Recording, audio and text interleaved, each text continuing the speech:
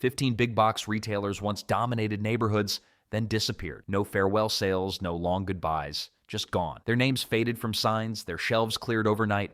What happened inside those boardrooms and back rooms before the lights went out? Let's start with Wulco, F.W. Woolworth Company's discount department store chain that launched in 1962. This massive retail experiment aimed to capture the growing discount shopping market with stores that averaged 80,000 square feet. What made Wulco different wasn't just size. These stores featured full cafeterias where shoppers could grab lunch between browsing aisles. The famous bargain bins scattered throughout each location became treasure hunting spots. It was like shopping in an aircraft hangar, except the planes were replaced with discount merchandise. At peak operation, over 300 Wulco stores spread across the United States and Canada. The cafeteria concept worked brilliantly for families. Parents could shop for clothes, feed hungry kids, then continue shopping for household items. This convenience factor helped build customer loyalty. Discount retail was becoming increasingly competitive. The 1980s brought pressure from chains that could offer lower prices and better selection. Customer traffic started declining as shoppers found better deals elsewhere. Supply chain challenges made matters worse. Getting products from warehouses to individual stores efficiently proved difficult across such a large network. Sales dropped faster than shoppers diving into those famous bargain bins. All United States locations shut down in 1983. Canadian stores continued operating until Walmart purchased them in 1994, officially ending the Wulco era. Other discount chains were about to discover their own challenges with growth and competition. Ames department stores opened in Massachusetts during 1958 with a focus on selling discounted name brand merchandise to middle-class families. The business model seems straightforward. Buy popular brands at wholesale prices, then sell them for less than traditional department stores charged. This strategy worked well for 3 decades across New England. The decision that changed everything came in 1988. Ames acquired Zaire, another discount chain, for a massive expansion that doubled their store count overnight. The purchase was like buying a second house when you're already struggling with your first mortgage. The Zaire acquisition brought enormous debt that strained Ames's financial resources beyond their limits. Integration proved nightmarish. 2 different inventory systems, employee structures, and store cultures had to merge while keeping hundreds of locations operational. Bankruptcy hit in 1990 as debt payments became impossible. Ames managed to restructure and reopen, but the damage was severe. The retail environment had changed dramatically during their closure. Recovery proved impossible. Competition intensified while Ames struggled with outdated systems and limited resources. They were trying to compete in a Ferrari race with a broken-down pickup truck. The second bankruptcy filing came in 2002. Final closure left over 300 empty store locations scattered across multiple states. The chain Ames bought to fuel their growth had its own interesting story. Zaire launched in Massachusetts during 1956 as a discount retailer with an unusual approach to operating hours and marketing strategy. While most stores closed by early evening, Zaire stayed open late to serve customers who worked traditional daytime hours. Heavy television advertising became their signature marketing approach. Zaire was basically the night shift of retail, always ready when everyone else had gone home. The strategy succeeded for decades by serving working families who needed flexible shopping hours. Store locations focused on areas with high concentrations of working-class families. The product mix emphasized practical items, affordable clothing, household goods, and basic electronics. Success attracted attention from larger competitors. By the 1980s, other discount chains were extending their hours and improving their advertising. The retail landscape was consolidating around fewer, larger chains with better resources.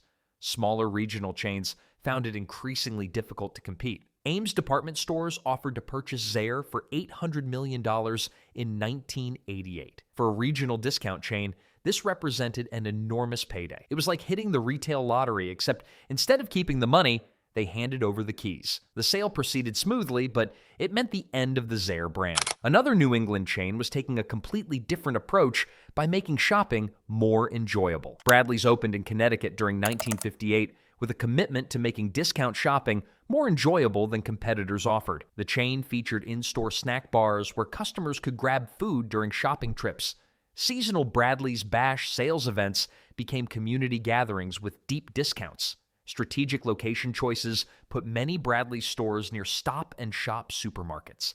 Customers could complete grocery shopping and then browse for clothing without driving to multiple locations. Bradley's was like the friend who always made errands fun, turning necessary shopping trips into enjoyable outings. The snack bar concept worked particularly well for families with children. For decades, this customer-focused approach generated steady profits and loyal customers. Bradley's built a reputation for combining good deals with pleasant shopping experiences. The retail environment was changing during the 1990s. Walmart and Target offered better product selection, more efficient store layouts, and lower prices. The amenities that once seemed special began feeling outdated. Customer preferences shifted toward everyday low prices rather than occasional sales events. The party atmosphere couldn't compete with rock-bottom prices. Bradley's entered bankruptcy in 2000, and all stores closed by early 2001. While Bradley's focused on making shopping fun, another chain was building its reputation on dependable positioning. Caldor opened in 1951 when Carl and Dorothy Bennett decided to create a department store focused on middle-income families seeking quality merchandise at reasonable prices. The chain positioned itself between low-end discount stores and high-end department stores. Caldor Cash promotional events became their signature marketing strategy where customers earned store credit. Caldor was like the reliable middle child of retail, not the cheapest or fanciest, but dependable and practical for everyday needs. Toy departments were particularly successful during holiday seasons. The mid-range strategy worked well for several decades.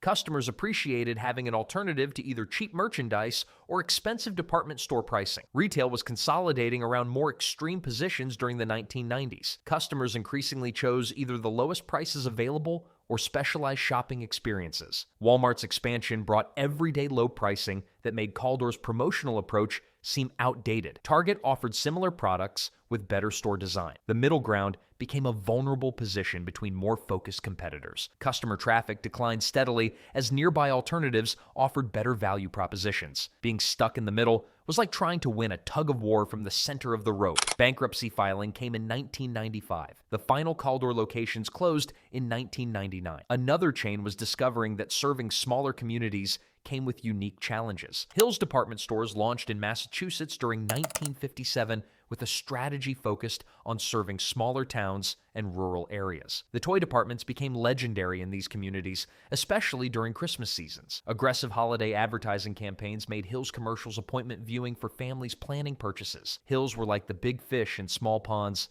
dominating markets that weren't big enough for the retail sharks. Rural focus made perfect business sense with less competition and more loyal customers. Customer relationships were stronger in smaller communities. Store employees often knew regular shoppers by name, creating personal connections that built long-term loyalty. Serving rural markets came with hidden vulnerabilities. Economic downturns hit small towns harder and lasted longer. When rural economies struggled, retail sales declined dramatically. Walmart's expansion strategy included aggressive moves into smaller markets during the 1990s. Suddenly, Hills faced competition from a retail giant with unlimited resources.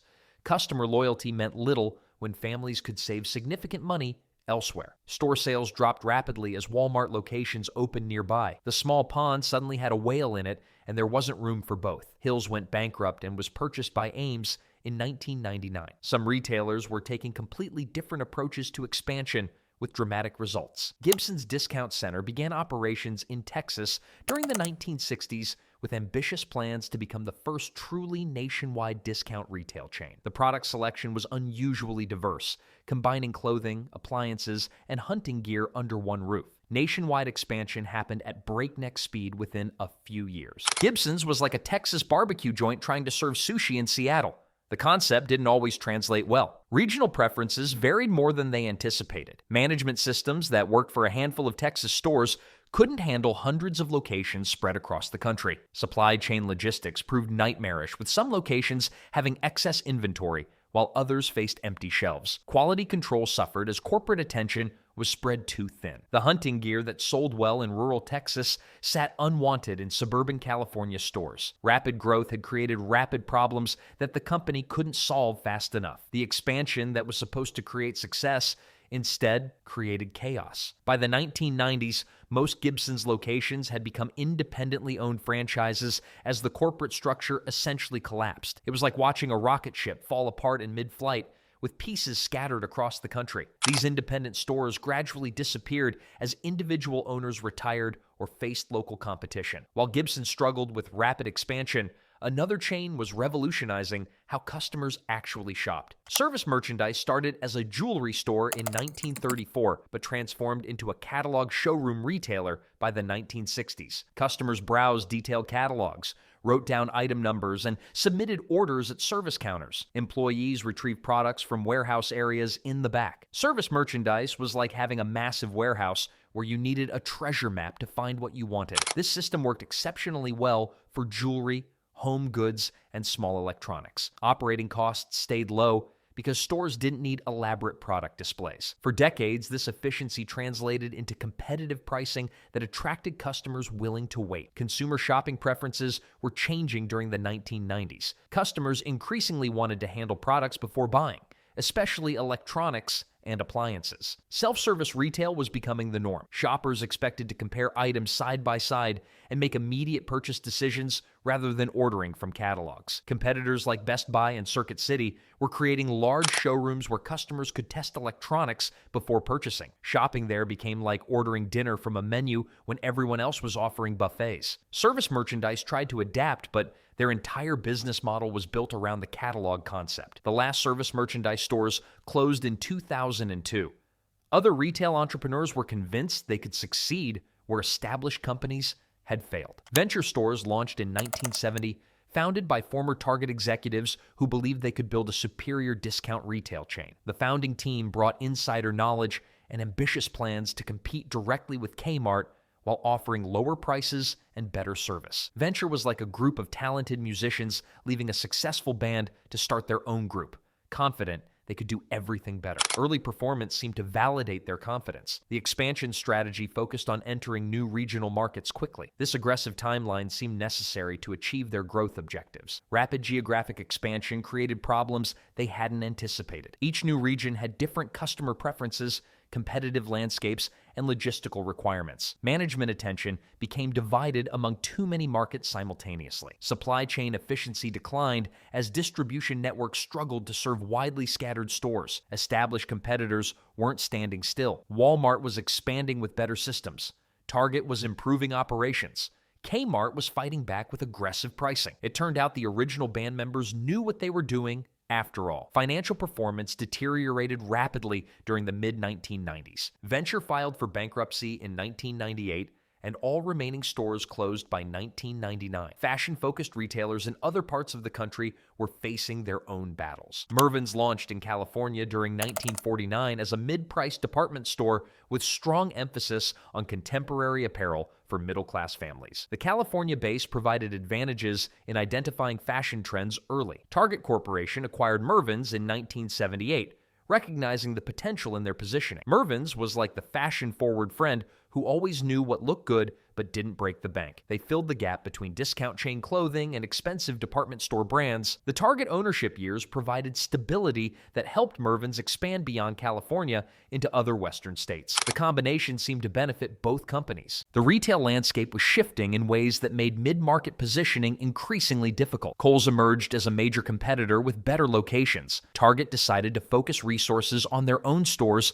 and sold Mervyn's to private investors in 2004. Private ownership brought financial pressures that made it difficult to compete effectively. Without Target's buying power, Mervyn struggled to match competitors' pricing. Being fashion-forward doesn't matter much when customers can't afford to follow. Customer loyalty eroded as better alternatives became available nearby. The final bankruptcy came in 2008. Back on the East Coast, another chain had been pioneering membership-based discount shopping decades earlier. Corvettes, officially named EJ Corvette, opened in New York during 1948 with an innovative membership card system for discount shopping. Customers paid a small annual fee to join, then received exclusive discounts on appliances, furniture, and fashion merchandise. This created a sense of exclusivity around bargain hunting. Corvettes was like having a VIP pass to the discount shopping world, making bargain hunting feel exclusive instead of cheap. Product focus emphasized higher quality items that other discount stores avoided. By the 1970s,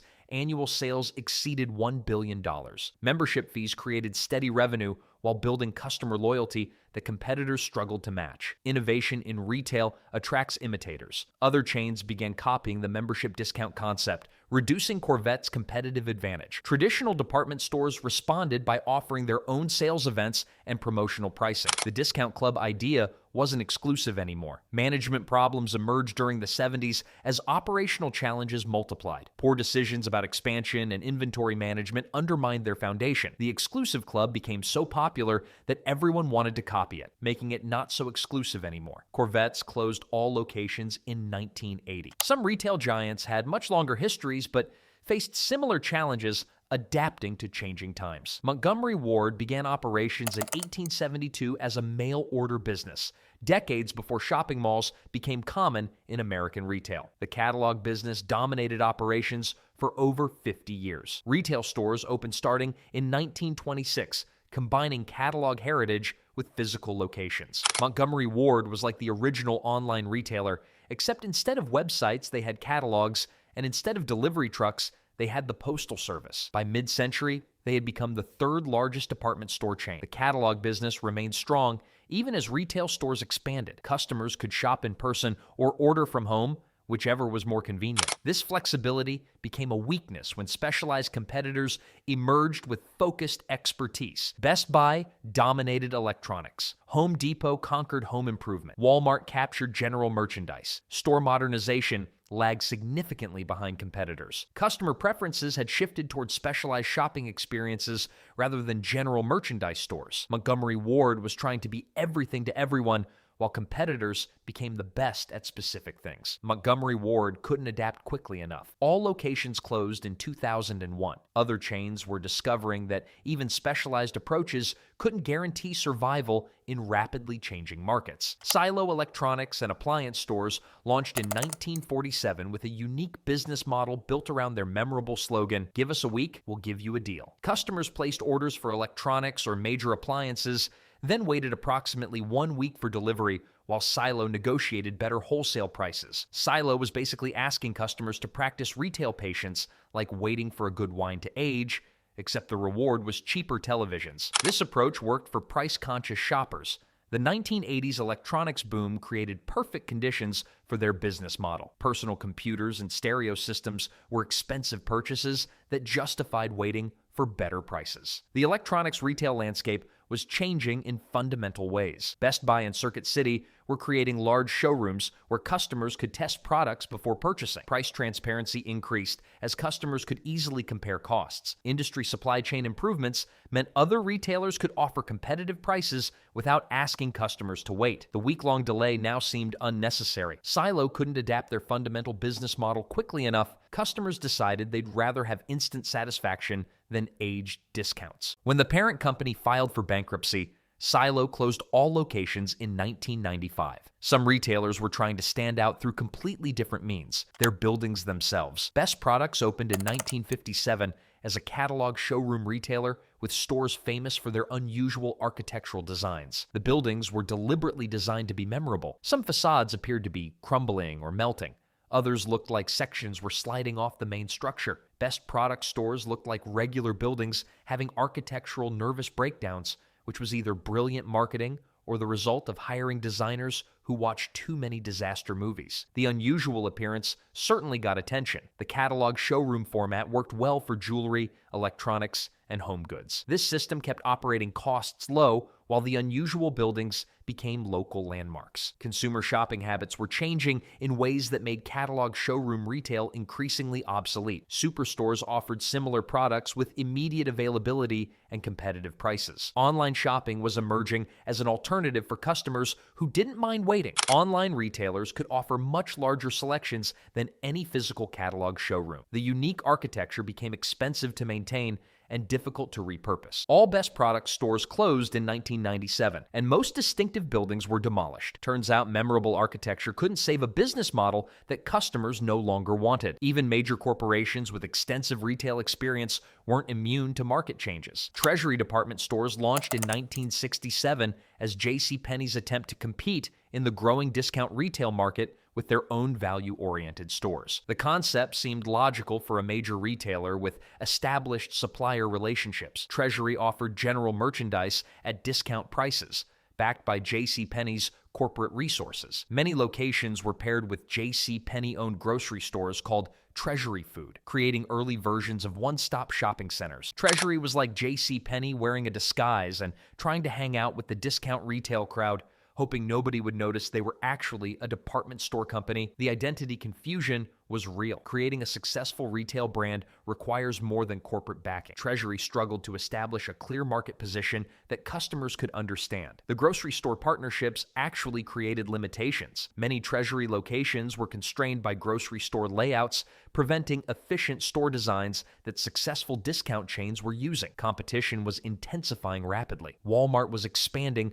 with superior logistics. Kmart was defending market share. Target was developing their distinctive approach. Customer confusion made it difficult to build loyalty. After years of financial losses, Treasury department stores closed all locations in 1981. It turned out that discount retail wasn't just department store retail wearing different clothes.